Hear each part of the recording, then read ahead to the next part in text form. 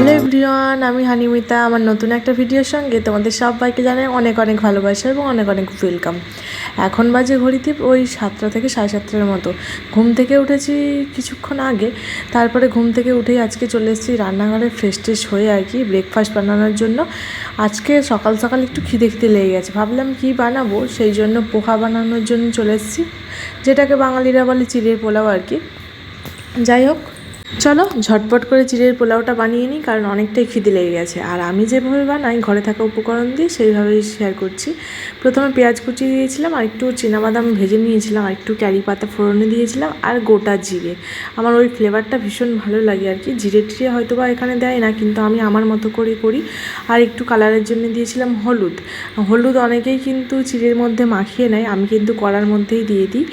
আর লবণ আর চিনি অ্যাড করেছিলাম আর কি। চিনি একটু, যেহেতু এটা মিষ্টি মিষ্টি হলে ভালো লাগে, সেই জন্য একটু চিনি দিয়েছিলাম। তোমরা তোমাদের পছন্দ মতো অ্যাড করতে পারো। যাই হোক, এদিকে কিন্তু আমার মোটামুটি পোহাটা রেডি। একটু উল্টে পাল্টে নিলেই মোটামুটি রেডি হয়ে যায়। আর পোহা কিন্তু একদম হেলদি আর টেস্টি একটা খাবার। সকালের ব্রেকফাস্ট বা বিকেলের স্ন্যাক্স হলে আর কিচ্ছুই চাই না, তাই না? আমার তো বেশ পছন্দ, কয়েকদিন যাবৎ খাচ্ছি। যদিও ভিডিওটা অনেক দিন আগেকার আর কি, কারণ বাচ্চা নিয়ে তো আর ভিডিও ডেলি শেয়ার করা হয় না।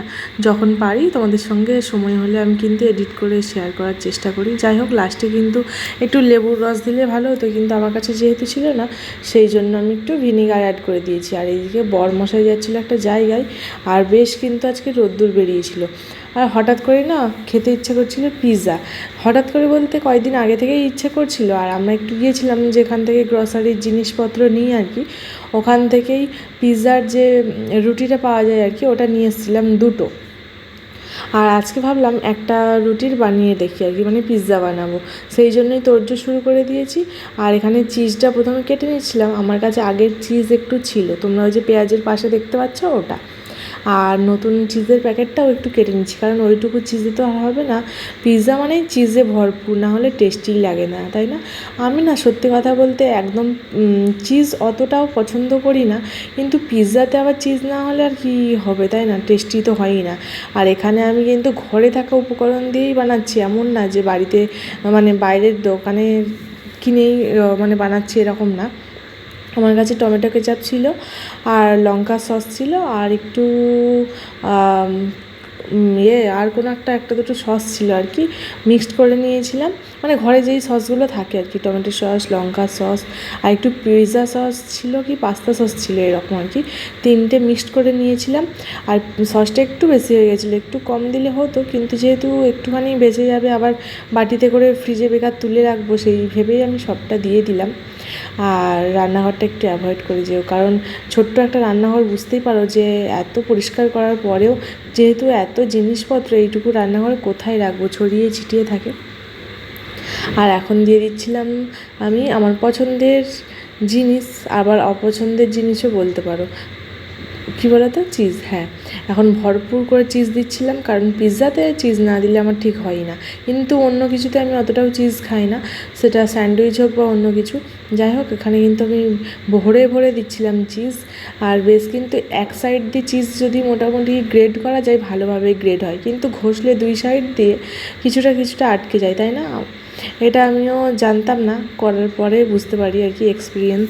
তারপরে আমি আমার পছন্দ মতো ঝটপট করে একটু ক্যাপসিকাম, পেঁয়াজ আর একটু টমেটো দিয়েছিলাম। পছন্দ মতো তোমরাও অ্যাড করতে পারো, আর শেপটাও তোমরা আলাদা দিতে পারো।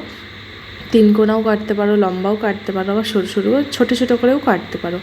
আমি কিন্তু তাড়াতাড়ির জন্য ক্যাপসিকামটা এরকম লম্বা লম্বা করেই কেটেছিলাম, তবে সুন্দর করে কাটলে দেখতে অনেকটাই ভালো লাগে। আর আমি যেহেতু তাড়াহুড়ো করে কেটেছিলাম, ছেলেকে দেখতে হচ্ছে, আবার সঙ্গে কিন্তু খাবারটাও বানাতে হচ্ছে, আর সঙ্গে ভিডিও শ্যুট করছি, মানে বুঝতেই পারছো এত বাচ্চা মানুষকে দেখে খাবার বানানো, ভিডিও শ্যুট করা কতটা হ্যাপা হয়, তাই না? কিন্তু যেহেতু আমার ভালো লাগে, সেই জন্যই আমি শেয়ার করি। যাই হোক, এদিকে আমি আমার পছন্দ মতো শেপ দিয়ে বানিয়ে নিয়েছি। আর আমি কিন্তু মাইক্রোওভেন বা বালি টালি বসিয়ে বা লবণ টবণ বসিয়ে বানাবো না, আর মাইক্রোওভেনে তো বানাবোই না, কারণ এখানে আমার মাইক্রোওভেন নেই, যেটা না সেটা।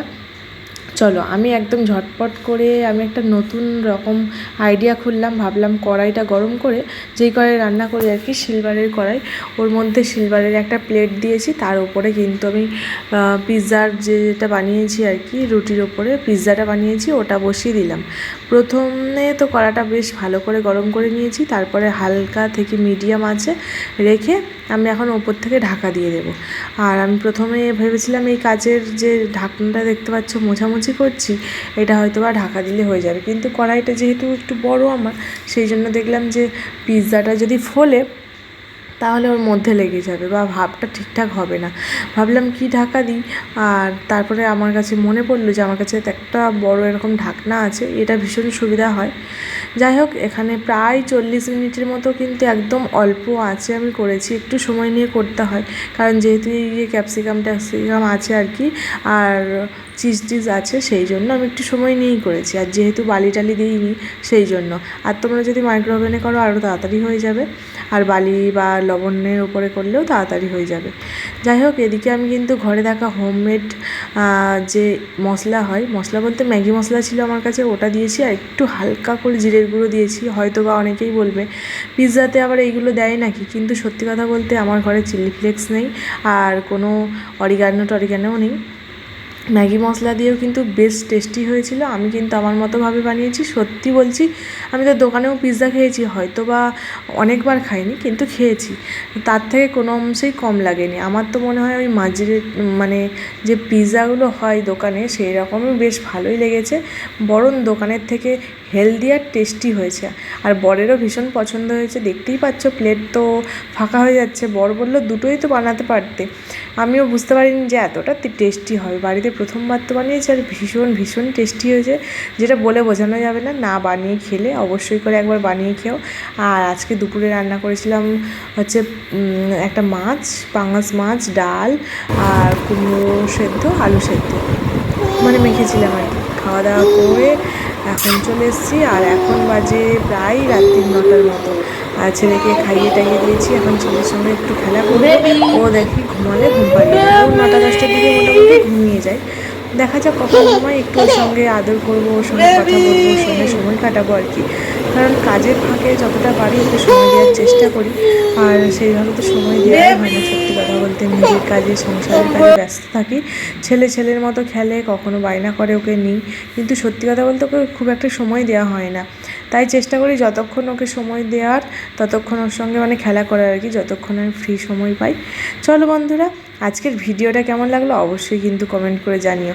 আমার কিন্তু এখনও কাজ শেষ হয়নি, ছেলেকে ঘুম পাড়িয়ে আমার এখনও কাজ বাজ সব কিছু করতে হবে। আর রাতে আমার যদি একটা ডেলি রুটিনের ভিডিও শেয়ার করি, সত্যি কথা বলতে 10 মিনিটের ভিডিওতে হয়তো কিছু কাজ আসবে, কিছু আসবে না। পুরোটা দিন তো আর শেয়ার করা সম্ভব হয় না, সেই জন্য কোনো ক্লিপ শেয়ার করি।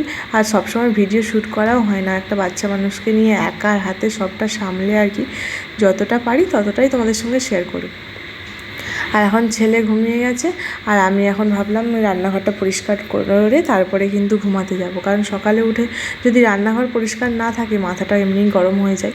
আর কেন বলো তো, রান্না টান্না করতেও আর ভালো লাগে না, কিন্তু রান্নাঘরটা অন্তত যদি পরিষ্কার পরিচ্ছন্ন করে ঘুমাতে পারি, সকালে উঠে ফ্রেশভাবে, মাইন্ডটা ফ্রেশভাবে কিন্তু রান্না করব, তখন বেশ মনটা ভালো লাগে। আর আমারও উচিতে মনে হয় রাত্রিবেলা রান্নাঘর পরিষ্কার করে ঘুমাতে যাওয়াটাই মানে ঠিকঠাক। আমি তো এইভাবেই করি, এইভাবেই সামলাই, সেটাই তোমাদের সঙ্গে শেয়ার করলাম। আজকের ভিডিওটা কেমন লাগলো অবশ্যই কিন্তু জানিও। দেখা হবে নতুন একটা ভিডিওর সঙ্গে, ততক্ষণে তোমরা খুব ভালো থেকো এবং সুস্থ থেকো। আর আমার ভিডিওর কোনো অংশ তোমাদের যদি ভালো লেগে থাকে তাহলে অবশ্যই লাইক, কমেন্ট, শেয়ার, আর অবশ্যই করে আমার চ্যানেলটিকে সাবস্ক্রাইব করে আমার পাশে থেকো। দেখা হবে নতুন ভিডিওর সঙ্গে। আর আমার নতুন ভিডিও দেখার জন্য অবশ্যই করে কিন্তু চ্যানেলটিকে সাবস্ক্রাইব করো। টাটা। এখন আমার রান্নাঘর তো মোটামুটি পরিষ্কার হয়ে গেল।